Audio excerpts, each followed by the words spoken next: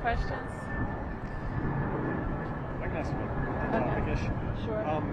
This might be anecdotal, but I'm just curious if there's data to back this up. Are you guys, is the DC government now leasing a lot more than it used to? Because it feels like it used to own DC government buildings, agencies would be in there, like the Reef Center, and now there's a lot more of using lease properties, but I'm not sure if I'm making something.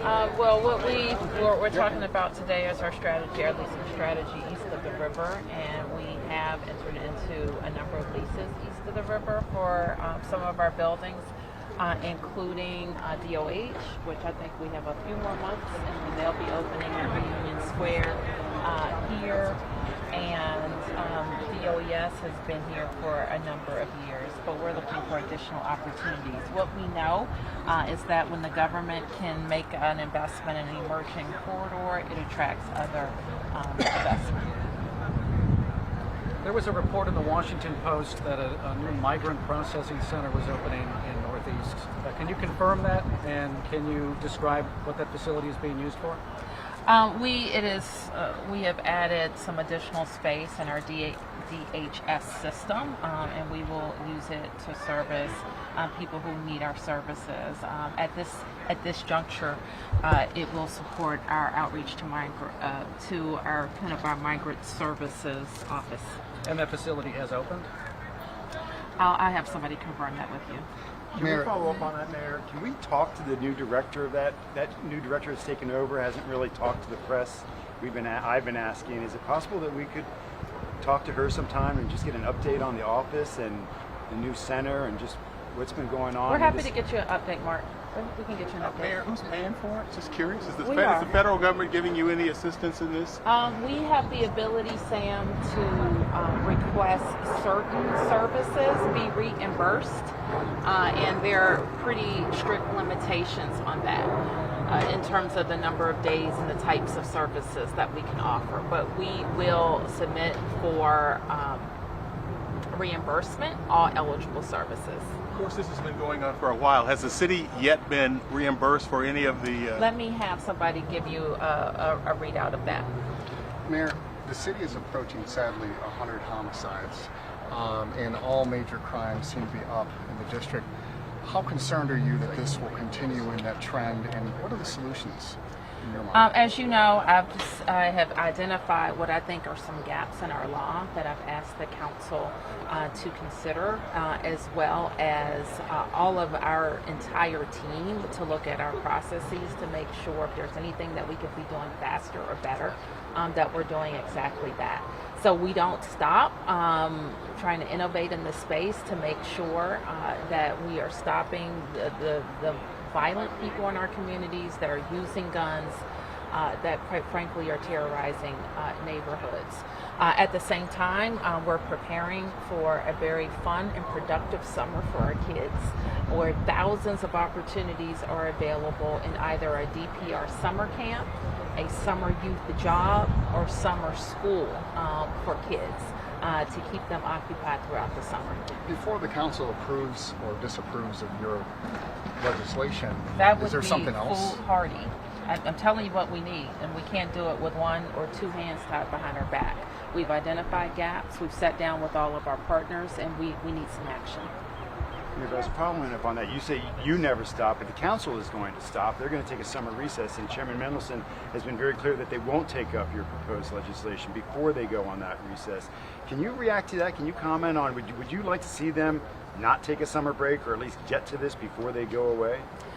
Well, I understand that Brooke Pinto chairs the Committee on the Judiciary and that she's holding a hearing on June the 27th. I personally think it's urgent and it requires urgent action. Mayor, we all talked about the sonic boom. I want your reaction. I see Director Rodriguez is here as well. What's my reaction? So obviously, and I will ask Director Rodriguez to give you a readout on what occurred. I know that people have been watching the news reports as we have over the last several days, but from our perspective, Chris will tell us more. Thanks, Sam, for the question. Around 3 o'clock yesterday, we were informed of the potential for an aircraft to come into the restricted area of the restricted airspace over the district. F-16s were scrambled per DoD protocol. to intercept that aircraft to determine whether there was a threat to the National Capital Region, particularly to the District of Columbia. We were in contact with our federal partners throughout the event, and when it was determined by DoD and by the Department of Defense that there was no active threat, we messaged that to the public immediately. Director, can you talk about how the aircraft was able to fly through D.C. in such sensitive spaces, and how were they able to determine that there was no threat with that aircraft? Well, I think some of the answers to those questions, Stephanie, you have to talk to the Department of Defense. We have very close working relationships with our federal partners, and we trust their assessments on what it is they're looking at, particularly in a very quickly evolving situation. So it was determined by them that there was no active threat to the district. And again, as I mentioned, once we determined that as well, we immediately messaged to the public. You say you were notified at 3 o'clock. That sounds a little late, and I don't have the timeline right in front of me, but were you notified I know you guys tabletop this on a regular basis, if I'm not mistaken. Did it follow the protocol that you practice? Were you notified on a timely basis, or did you guys hear the boom and start making calls? Well, let's put it this way, Mark. We were notified before the plane entered the restricted airspace. Before which plane? I'm sorry. Before the Cessna entered the restricted airspace, which, as you know, is 60 miles around the Capitol. So when an aircraft comes into that airspace and has not communicated with the FAA, and there's no reason for that aircraft to be in that restricted area, the DoD then will follow its protocols for notification and to intercept that plane. We were notified when it was well outside of that restricted area. Before the F-16s were scrambled? Yes, sir. Can you say how long or how far out, how long before or how far out you were notified? So that's difficult for me to determine because DoD is going to be doing their after action, and they'll be issuing a report on a precise timeline. I know there's a lot of timelines out there, but I would ask that we just really look at what DoD releases and the FAA releases for an official account of what happened. Did your office take any particular precautions after you got that notice? Well, immediately we reached out to our federal partners and we made sure that the mayor had been briefed on what was happening. And again, as the alerting authority for the district through Alert DC, we sent out a message right away. Did you hear the boom, Mayor? I didn't hear the boom. Did you, Director? I did not. Do you think this was there a level of overreaction? I mean, it's one thing to scramble jets, it's another thing that they went supersonic and freaked out literally a metropolitan area. Like, would you communicate that, saying, hey, maybe next time don't go so fast? Well, look, as I mentioned, that fast. We trust our Department of Defense partners, our federal partners, to protect national security of the United States, and particularly the restricted area around the Capitol. How rare is that for the airspace to be violated? It's rare, and in most cases what happens is that a pilot has just kind of gone off course and doesn't know where they are, and then suddenly they see two F-16s coming up next to them, and they move out of the way pretty quickly. What was it that they actually told you when you got the notification? That there was the potential for an aircraft that had not been communicated with to enter the restricted airspace above the Capitol. When you ask about the congressional hearing on D.C. voting and election that will take place on Wednesday, what are your concerns? I'm sure you've seen the proposed legislation and the changes that could come to voting in D.C. It would be a pretty dramatic change to how we currently go and vote. I think we're seeing a turn at the Congress that we need to really take seriously, that now they're not just trying to block, but they're trying to proactively affect life in the district. So we need to fight back against any interference from people who don't live here for making the rules of our district. We know you enjoy a better relationship now with the chairman of that House committee. Have you conveyed your concerns to him on this? We are just really understanding what they were getting at with this hearing. So we will definitely weigh in on what they're doing. So, Mayor Bowser, real quick. Mayor, this is a new building here, obviously, for this particular area. I don't know, do you expect it to generate any sort of ancillary business or anything like that? Well, thank you for that question, because a big part of this building is just not being plopped here. It is part of a vision for like what has been coined Northeast Heights.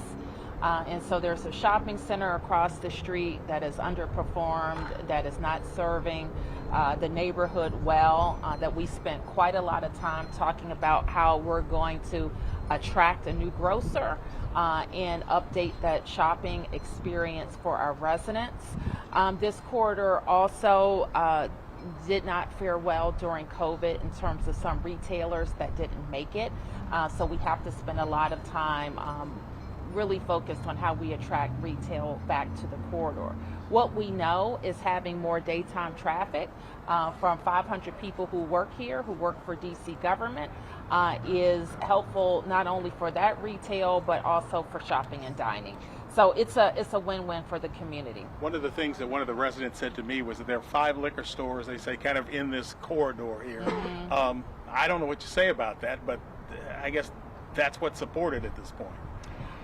Well, Sam, I've worked on a lot of corridors where we've had to change the mix of offerings, and sometimes it's working with those businesses, even the liquor businesses, to say, like, do better, serve more products, have more offerings, have more events. That can also bring more vibrancy to the corridor. But you heard me mention that this is the largest cohort of Great Street business grantees from Ward 7 since we've been doing these grants. And so we see more businesses that want to open and serve the public. Hey, Mayor Bowser, just one last one on economic development. For years, there's been talk about getting the streetcar to go just over there on Benham Road, across from the metro station. You know that the council delayed some of the funding for it. First of all, reaction to the council decision, and also, do you think it kills the streetcar altogether, or just delays it, like they say? I know we've talked about this before, Martin, and I think any delay to the streetcar really puts it in jeopardy. I personally have made promises to the Ward 7 community to make sure that that streetcar makes sense. And it'll only make sense when it has an eastern terminus that gets somewhere and connects people to their jobs, their health care, their friends and family. And that's what we had on the table that has been delayed by the council. On the Cessna situation, would DOD inform you all if they had to make a decision to shoot down the plane, or do they consult you all if there's a decision to shoot down the plane, or no? I don't know that if it's a matter of the security of the National Capital Region. I think that is going to be a DOD decision, certainly. And there are protocols in place, as Director Rodriguez mentioned, that keeps all of the interested parties in the loop. So that's what we really want to stay focused on this incident or any other incident, making sure that those protocols are robust enough so that we can get information out to the public in a timely way. All right. Thank you. Guys. I appreciate it. Thank you. The best. Thank you. Thank you.